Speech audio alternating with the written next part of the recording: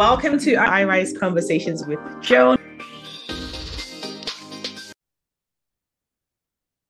Welcome to another enlightening episode of iRise Conversations with Joan. My name is Joan Nwosu. Today we have a remarkable guest with us, Lily Patrascu. She is a book publisher who has dedicated her career to empowering professionals to make a bigger impact and enhance their personal brand through the power of books. Lily is a visionary creator who specializes in crafting books that have the potential to transform the world. Her expertise lies in helping professionals like me, because I wrote a book, turn their unique stories, knowledge, experiences into impactful books, online programs, and websites. In an age where sharing knowledge and experiences is so paramount, Lily's work is instrumental to amplifying the voices of people and spreading ideas that can change lives and the world. Welcome, Lily, to the show. Thank you so much, Joan. Such a pleasure to have you here. So, tell us a little bit about your own personal journey and how you got into this world of books and book publishing. Thank you. So a great question. I came to London with €100 in my pocket, and I started working as an au pair. And 8 years later, I decided to publish my first book because I felt like not only I had very low confidence, and despite having a lot of fun and dancing and meeting lots of exciting people and traveling around the world as an au pair and nanny, I noticed something was missing. Have you ever felt in your life like something was missing and you just couldn't put your finger on what it was? That's exactly how I felt. And I decided to publish a book to feel like I had something, because I didn't have a boyfriend, I didn't have a house, I literally had nothing to my name. So from the moment I published my first book, I became a magnet for people, for opportunities, for business. I found a boyfriend who I'm still with. He offered me the opportunity to manage his property business. And it was my dream to manage an English school, and he already had one. So I was managing that as well. And I started helping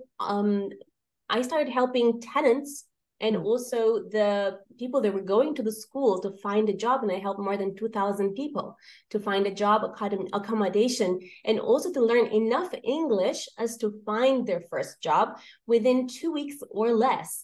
But after 5 years of doing that, I noticed that, again, something was missing. So I decided to follow my calling and my passion, which was books again.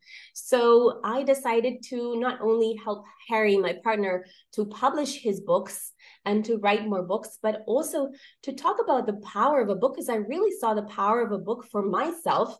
I decided to talk around the world about this power of publishing a book to transform your life. And that's how I started to speak. And I spoke in front of more than 10,000 people worldwide in person, and more than 1 million people worldwide in social media about the power of a book and branding. And my partner Harry created Speakers Are Leaders, which is a book and also a workshop that has empowered more than 1 million people worldwide to believe in the power of speaking out and being confident and letting that empower themselves to grow their business. Love it. Your story is so phenomenal. And for you to be able to do it, I'm sure that inspires a lot of people, because most people do have a book inside of them, right? But how to bring out the book, how to get yourself heard, how to become visible, a lot of people struggle with that. So in your experience and the people that you've worked with, the lives that you've impacted, why is writing a book still important in today's world? There are many authors who have written books and they're starving authors, just like singers. But why is it still important and still relevant for people to share their messages through a book? First, because it gives you almost instant authority as long as you write the correct book. Because a lot of people, there are millions of people that are writing books, but the problem is they're not writing the right book. And I think a lot of people maybe go to this point like how I felt many years ago, where you feel like, I should tell my story. But the problem is the person who wants to hear your story is really yourself, first of all, okay? And it's like you want to remember all the accomplishments that you've done. You want other people to kind of like applaud you for it. And the problem is a lot of people just don't care about that. They care about their own problems, their own solutions, the things that keep them up at night. And the book ideally should meet that goal for them, should help millions of other people with their problems. So as long as you can do that, and then you can put your story in a way that you're solving both problems, which is the reader's problems first. And then you can say your problem in the way of, okay, you want to showcase your authority, you want to showcase your experience, you want to help people, you want to meet in the middle. And how you do that is with a how-to business book. What that means is that you're putting together like a blueprint, a system for doing something. And then you turn that into a book. And ideally, the book needs to have a system like the cash flow system of Robert Kiyosaki, or some sort of system that people can follow that is like, like a branded system. And it not only brands the book, but it brands you, because for years to come, that book could become like a subject matter, maybe in universities, if it's really good. Let's say if you were to write something on negotiation, or, so if you do a really good book, then it could be like a reference book that could be not only a book, it can become a TV show, it could become a documentary, it can become a workshop, a seminar, a coaching program. And it's really important to give it the right name, because if you choose a right name, which is a short name of ideally not too many words, if it could be like 3, maximum 4 words, and the shorter, the better. If it's just 1 word, and then with a longer subtitle, it's better. Why? Because people have very short attention spans. And you need to capture them with something that really makes them, kind of grabs them, hooks them, and it represents something that they need, something that they need, and they feel like, wow, this book could really help me with that. And so many aspects of that are so important, like how you write the book title, how you appear, how big a smile you have, whether it's it's a book where you can actually be smiley, like the entire branding concept has to be very clear what you're trying to represent. Are you, what idea, what message you're trying to represent, and also to appeal to your desired target market. It's very complex, but you can say, I make this process easy. Okay. And once you have that really great title, it's like you're branded, and all of a sudden it's almost like you have a direction, where you're going, because you feel like, that's what I'm about. For example, like one time I got this idea, I'm going to write this book called It's Your Time Now, which I haven't published yet. Okay. But from that moment, I just felt like, okay, with this idea, it's enough to actually create a brand around it. Why? Because you have an idea which kind of says, when people see that, they feel like, it's my time now. And then I created a speech on it. And then every time I was saying, and I was asking everyone in the crowd to kind of rise up and say it, they were feeling it. And because they were feeling it, they would go home and they would maybe take more leadership, or they would ask that person they wanted to ask that, they didn't have courage to. So, one idea can really turn into a movement if you make it a book. That's the reason why I think it's important to still publish a book right now. Wow. I think people who were sitting on the fence about writing the book, now they're even more scared, because again, a lot of people, they want to write a book. They have a message inside of them. But now most people, like you said, when people start to write, they write about themselves. I just want to write my story. I just want to write what happened to me, but they're not really looking at this strategy around what this book can do for you, for your business, how we can brand you, how we can create a movement.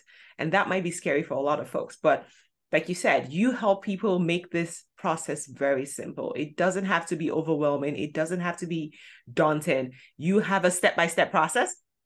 And hopefully you can tell us a little bit more about that. It's not just about having a story or having the words. It's crafting it in the right way that it can speak to the right people. You have the right title for your book. You have the right book cover. Because I heard someone once say that your book is 70% the cover. If your cover doesn't attract people, nobody's going to read the book. So working with somebody who can help you really, really streamline and simplify that process, I think it's worth it. I think if this can brand you and position you and make you an instant authority, because I know a lot of entrepreneurs, part of what they struggle with is the imposter syndrome. Who's going to listen to me? Why would anybody listen to me? But we're hearing you say today that a book can give you that instant authority, where this is my book, this is my system, this is what I've done, this is what I can help you solve, but it also has to be solving a problem. So I take it that the books that you work with are more self-help books, personal development books, business books, things around that genre, as opposed to fictional books, science fiction. So for people who have more of a flair of writing comedy, for instance, or just writing drama stories or drama series or whatever, do you work with those kind of people? At the moment, no. So I really focus on nonfiction books because I really have seen the power of a nonfiction book to totally transform someone's life. And I'm talking even if you're a housewife, I can see the potential in you, okay? So let's say if you're a housewife right now, and let's say you have no experience in anything. Well, the reality is you know how to clean, you know how to look after children, at least you know how to organize your house, okay? You already have 3 potential topics. You have parenting, okay? So parenting is a very good topic with a very, desired audience, because really most parents struggle with, bad behavior. They don't know how to, do different things. So you already have 3 topics that you already do know, okay? And then if you're adding other things that you really can do, maybe cooking, you already have a 4th one, okay? And without knowing anything about you, I could say you can already do these 4 things that you can talk about. And that's enough, I believe, to create a £1 million business just out of that. Why? Because let's say if you were to do a business around cleaning, and I actually used to be a cleaner. What I mean by that is when I came to London, I was working as an au pair, and I also did some cleaning jobs, on the side to have some extra money. Mm-hmm. And I know about cleaning and organizing, and I was working for some very rich people. And what I do know is that there are certain channels on YouTube and TikTok and so on, and they present let's say how do you organize your drawers? How do you organize your kitchen, your whatever, right? And it's a really good business. The reason for that is because you're just showing a tiny portion of, how to organize something. And then you can plug in the products as affiliate products. So you can sell like, bowls and, organizing boxes and, I don't know, sock compartments and so many different things that you can plug in as affiliate products. So that becomes a really good business. And you don't even have to clean as such for anyone else. You're just demonstrating how to do it. You create your own like YouTube channel, but you do have to be active, and it will take a bit of time to create some momentum. And you do have to also be very, proactive, smiley and kind and look nice and this kind of thing. And if you publish a book as well, it helps you a lot because it helps you crystallize your ideas.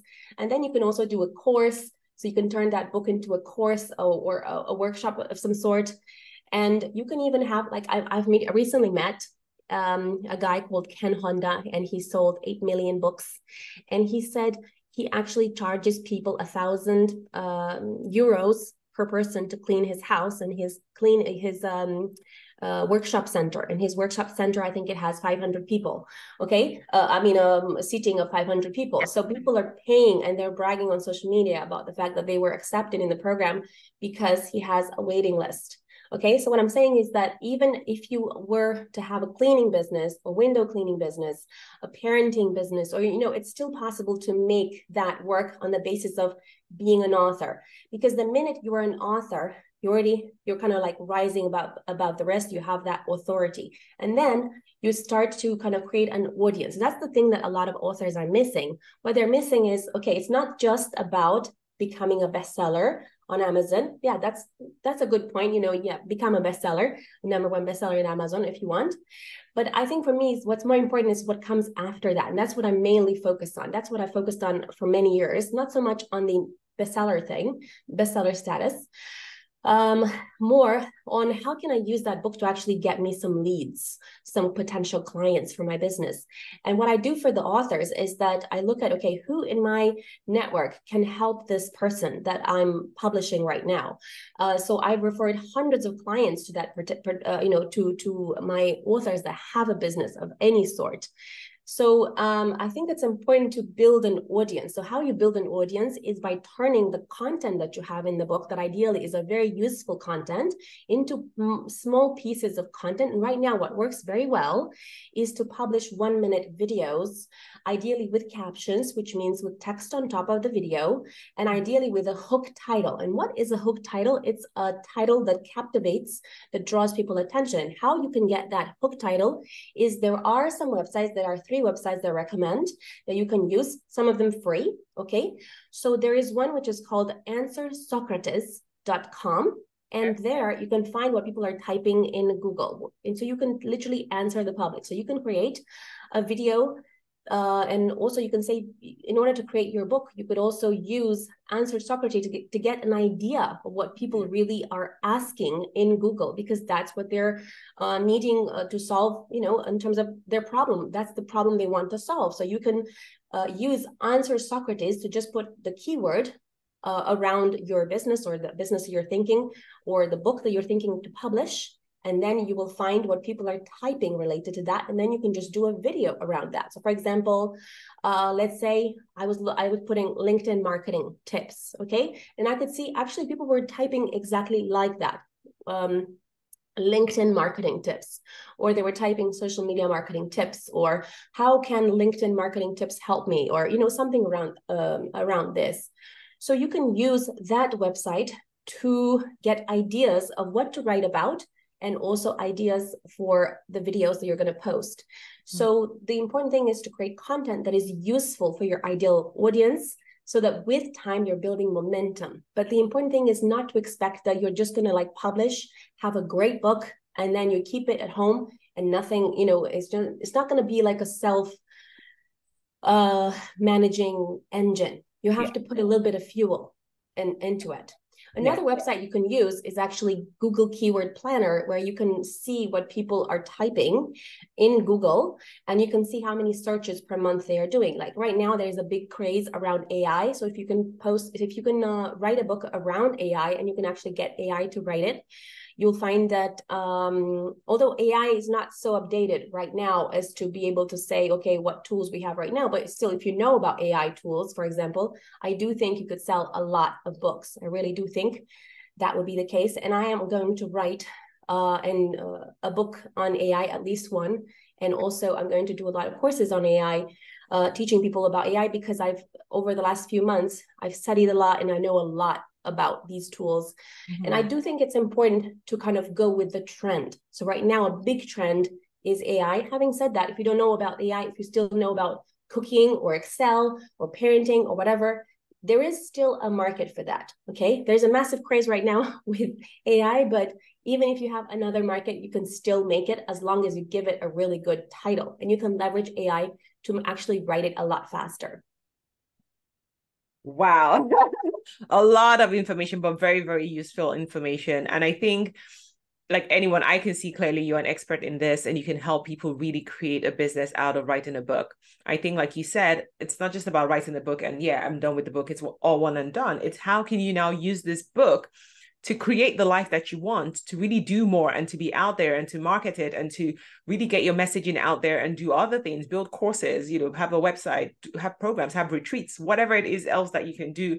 Use the book to kind of, help you, be the fulcrum to move you into that space. But like you said, I think a lot of people just don't know. They're overwhelmed about how do I market my book. They focus on just the book. But you're telling us today, yes, you've written the book, but now convert the book into micro content that you can now share on social media to be able to speak more to your target audience and to attract people to your whatever business you decide to build from the book. I think that's a really brilliant way. And also, thank you for sharing some tools on how people can search for keywords. And that could help in even writing the book, like you said, so that now you're writing a book that is impactful, a book that people are actually searching for. So now it's not as difficult because now you've written, and I love what you said about it doesn't matter what you know or what you do, you can always create a book. Because I think a lot of people struggle with this imposter syndrome where it's like, oh, I don't know AI, for instance, I don't know engineering, I don't know, I'm not an MBA, I don't know how to build a $7 million business.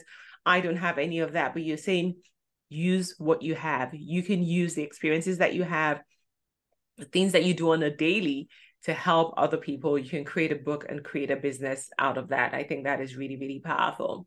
So the social media thing, like you were talking about posting 1 minute videos a day, a lot of people still struggle to be in front of the camera. So what tips or what advice do you have for people who maybe they have a book and it's been sitting in their closet for the past 5 years? How can they start getting in front of the camera and be more confident? It's a very tricky thing, really. It's very tricky. And I know this because I was afraid of public speaking for 30 years.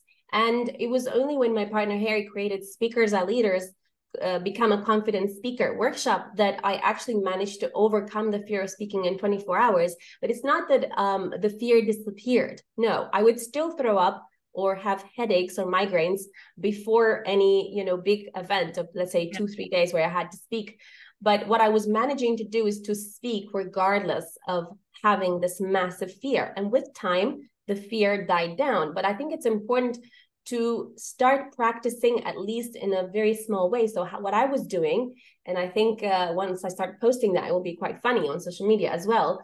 For example, for creating my very first event, I think I did maybe 300 videos of 1 minute.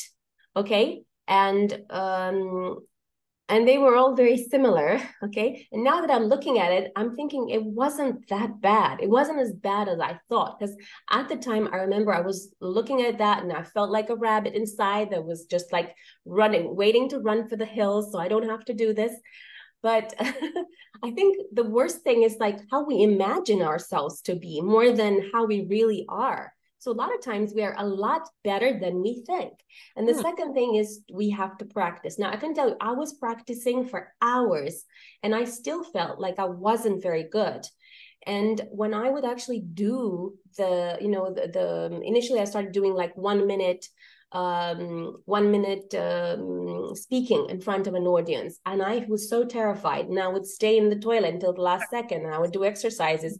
But I'll tell you some exercises that can help, because I'm actually writing again Speakers Are Leaders, the book. I'm doing an updated, revised edition. And some things that really helped me was, first, if you listen to something like unstoppable music, like Tina Turner, I'm Simply the Best. Yes. Unstoppable by Sia, or, this type of music that makes you feel like you are unstoppable, or, Freedom by George Michael. You just kind of get into that swing of, it helps me a little bit that I can dance as well. But let's say, even if you don't dance, as long as you can jump a little bit or get your energy high, I think that can help a lot. The second thing you can do that helps a lot is this exercise, which seems silly, but it's really useful. You raise your hands in the air, and then you say, I'm grateful, I'm alive, I feel great. I'm grateful, I'm alive, I feel great. I'm grateful, I'm alive, I feel great, at least 3 times. And what you'll find is that you will reduce that anxiety. The third thing you can do, which is something I've learned really recently, is there are some anxiety releasing exercises, such as tapping your body in different places. Now, I don't know about that. Just a person that is a specialist in that showed me. She showed me that if I have anxiety, I should tap myself on the head 3 times. And then here in the, is it called collarbone? Oh, yeah. Here, and then behind, on the back, in the strap line of the bra, and then in the just under the belly button. Okay, and to do that a few times until I feel better. And I have noticed it does really work to reduce that anxiety. The other thing that helps a lot is don't put yourself under too much stress the night before. So don't kind of stay up all night and practice. It's better that you practice, okay, during the day until 5 or 7 or whatever you want.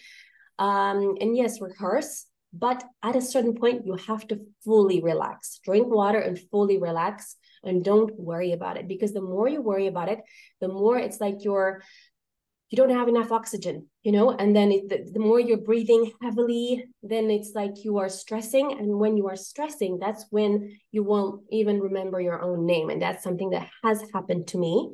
And I think it's important to really properly relax. If you can take a massage, if you can go to the park for a walk, I think that is really important to kind of get you in the most calm possible frame of mind.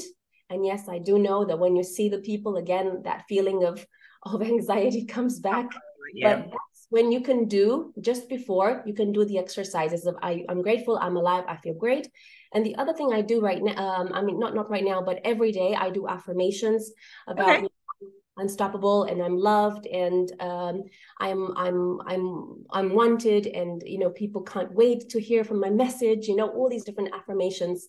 And I think it's important that you create your own affirmations that will instill positive energy.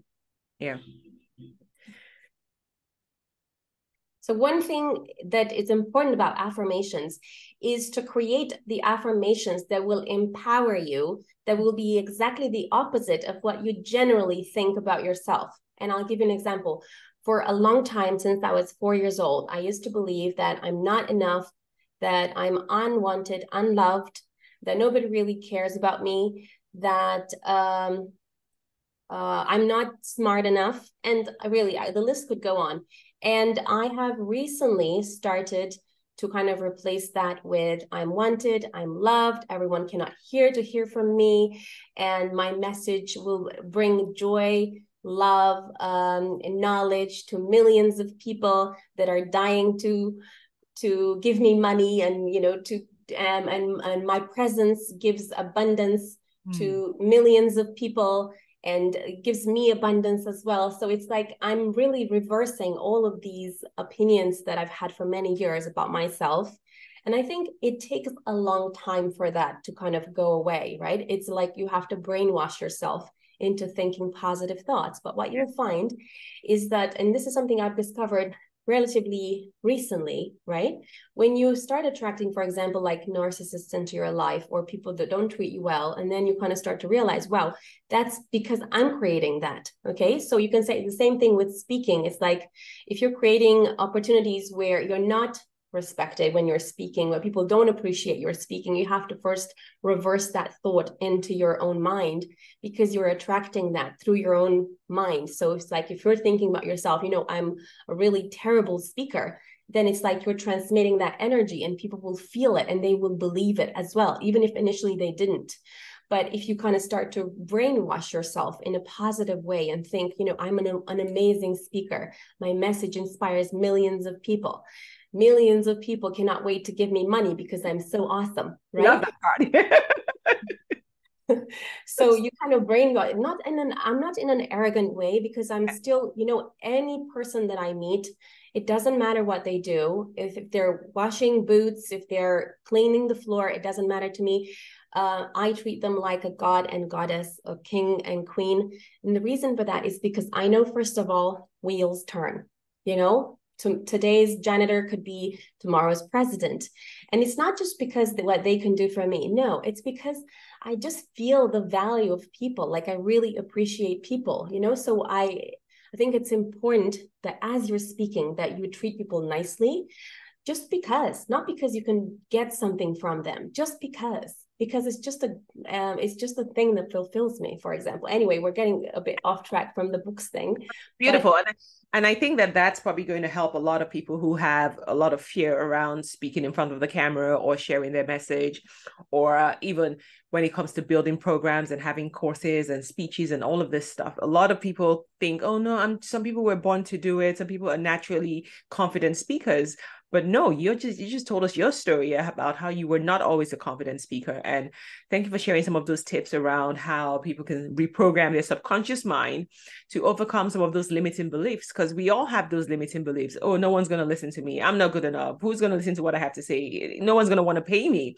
So I love that you just gave examples of some of your own affirmations that you've used to successfully reprogram. I was very curious when you said 24 hours and your confidence was, you were no longer scared, but at least those are some tips that people can use today to reprogram their subconscious mind. And again, it takes practice. You did say practice. So it's not going to happen magically. You have to turn on that camera. You have to practice, write it out if you have to, whatever you need to do. 300 1-minute videos, you said, I'm like, that's a lot of videos. But at the 300 mark, obviously you'll be way more confident. And I love what you said about we see ourselves worse off than we actually are. And that's true. So a lot of the time we're here sitting back, holding ourselves back, not believing that we have a message. And someone out there in the world is just waiting for us to share our message. So if you know that you do have a book inside of you, it's been something that you've been sitting on for so many years. Oh, I don't know where to start. I don't know what to do. I'm not a marketer. I'm not a speaker. I'm not a this, I'm not a that. Well, Lily is here to take that all away. She's here to help to give you that guidance, to give you a strategy around your book, to help you create something that's bigger than the book. The book, yes, is an accomplishment, but it's what just gives you authority. It's just the starting point. And I know a lot of authors who have books under their beds. They've written these self-help books and these nonfiction books for years and haven't really done anything with it. So I want to encourage everybody today, like if you feel you can't do it on your own, reach out to Lily and get the help and support you need. But somebody out there does need to hear your message. You need to transform that book into, bestseller is a good title to have, a good status, but it's more than that. Convert it into a real message, a program, a course, a business, something that can impact many, many more lives. And stop being afraid to take money from people. Yeah. I love that. I love that so much. Okay. So I know that self-publishing now is very, very big. Like most people self-publish. Traditional publishing is it's not gone away, but most people just self-publish these days. Are there any benefits for people who still want to, no, I want the traditional publishing? Or is it write the book, write it in the right format, get it out there and start building the business around it? So I've gone through the self-publishing route, and I help people with the publishing of books on Amazon, and not just on Amazon, on other platforms as well. But the main platform really is Amazon. Mm-hmm. And I found that you have a lot of flexibility with Amazon, and I'll give you some tricks. Okay, are you ready? So you have one option. You can say, you know what, I'm going to write this book this week. Okay, you can go absolutely crazy. You can say, I'm going to write this book this week, and by next week, it's going to be ready and it's going to be published. Okay, now you can do this in multiple ways. One way you can do this is instead of writing a book of 100,000 words, you can break down the book into 10 chapters of, let's say, 10,000 words each. And you can turn each one of those chapters actually into a mini book. And that could be published as an ebook, and also can be published as a booklet. And if you do it like that, then you have 10 books now instead of maybe one. And why would you do that? It's because people like to read, but they like to say, you know what, I read a book today, and hopefully a smaller one, because they don't have that much time. So if you're able to condense a bigger topic into a smaller topic, like a sub-niche topic, and then all of a sudden you are the author of 10 books. And there's a secret there as well. And the secret is that in the short reads category in Amazon, there's less competition because there's a lot less books that are published there, which means that it's actually easier to become bestseller. That's the first thing.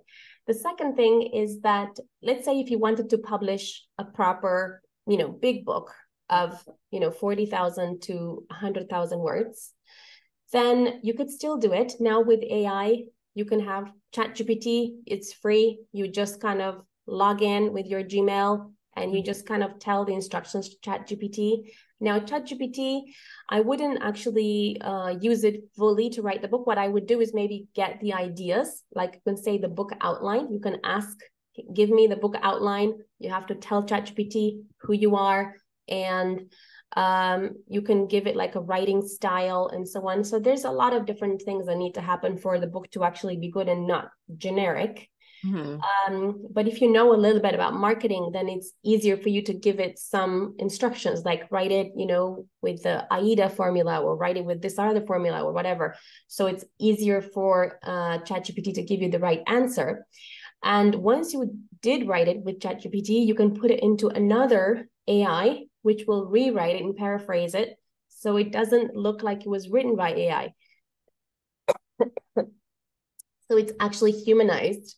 Okay. And then it comes up with, it can literally come up with the entire book in a few hours. Wow. And then you can have the entire book. But would it be you? It wouldn't really be you. It wouldn't really be your ideas, but there are some instructions that you can give it to kind of, write it in your style. So you can get a lot of stuff done with ChatGPT, and it's actually much easier than you think if you actually start. And so that's one thing that you can do to leverage AI to write a book really quickly. And then once you wrote it, then it's important to put the right keywords in Amazon so that if you do, then a lot more people find the book. And because of that, then you can have a lot more purchases. But what happens is if you actually manage to get to 100 reviews, then Amazon starts promoting your book. And because of that, then you could actually turn your book into a business that doesn't have overheads. And it's a business that recurringly produces money for you. But that is only if you manage to actually reach 100 reviews. That's when you can start to see this engine. That's the reason why a lot of books don't sell much, because they don't reach that 100 reviews mark. Okay. And then what does it take to get the 100 reviews? Is this now marketing your book on other platforms?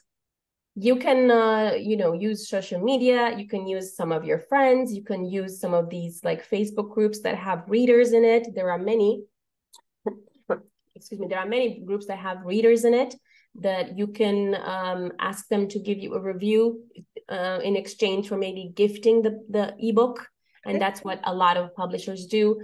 They get a lot of reviews, as an exchange. And that way you can have a lot of reviews. And from the moment you have a lot of reviews, that's how you can sell a lot more books than you expected. And that's how you can turn your book into a cash machine. Wow. And who wouldn't like that? Because a lot of people put a lot of heart and soul into writing books, and then they're not able to make a single dollar out of the book. But I love what you said about the small books, because most people keep thinking that it has to be a big book. It has to take me 2 years to write a book. But you're telling us today that within a couple of hours, with the help of AI, you can churn out a book pretty quickly, have it on there. It could be smaller books. You could have 10 books, just like that. You're an author of 10 books. I think that's a phenomenal idea. And then you can start growing your business that way. I think there's a recurring theme here.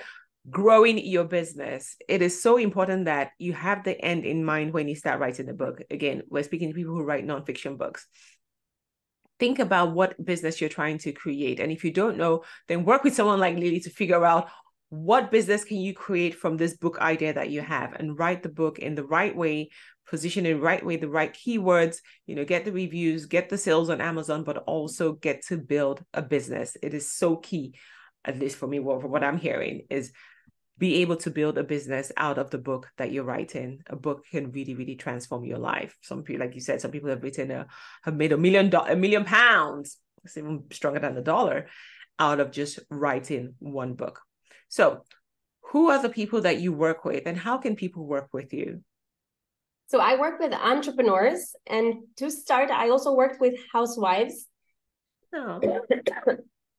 And even housewives managed to start speaking around the world and to speak in front of more than 10,000 people, and to get invited to speak at events with celebrities and influencers and even ex-presidents of different countries. And you can reach me at hello@lily.global, which is written LILY.global, or you can find me in all social media with my name, Lily Patrascu. And I would love to gift all of you listening a free strategy call if you want to get an implementation call, so you can see how either the book that you've currently written or the book that you want to write, how it can actually sell more, and what kind of book you should be writing so you can sell more. So I'll give you all the ideas in this 30-minute free consultation call. If you want to write and publish your book, all you have to do is just go to www.lily.global/free. So if Joan can put that link for the watchers, for the listeners, yes, and I'll be very grateful. And thank you so much, everyone, for listening. Thank you so much. I think that's very generous of you. And for everyone who's been sitting on the fence about writing this book, now you have no excuse. You have a 30-minute free strategy implementation call that you can get to start strategizing and writing that book that can not only touch lives, but also touch your life as well and impact your life. Thank you so much, Lily, for being here with us today. You shared so much. I think I need to go record 300 1-minute videos today. But thank you for all the wisdom that you shared with us. It's really inspired me to write my next book. And maybe I might be reaching out to you for that 30-minute consultation as well. But I feel inspired, and I'm sure that a lot of the listeners and viewers feel inspired to write a book that can change lives and change their lives as well. So thank you so much. All right. And to everyone listening today, again, I will be sure to put the link in the show notes so you can go over to the website and book that consultation today. No more sitting on the fence. It doesn't matter what you do or you don't know how to do. Everybody can write a book. There's something that you have that you can share with the world. Until next time, thanks for listening. I'll see you next week on iRise Conversations with Joan. Bye.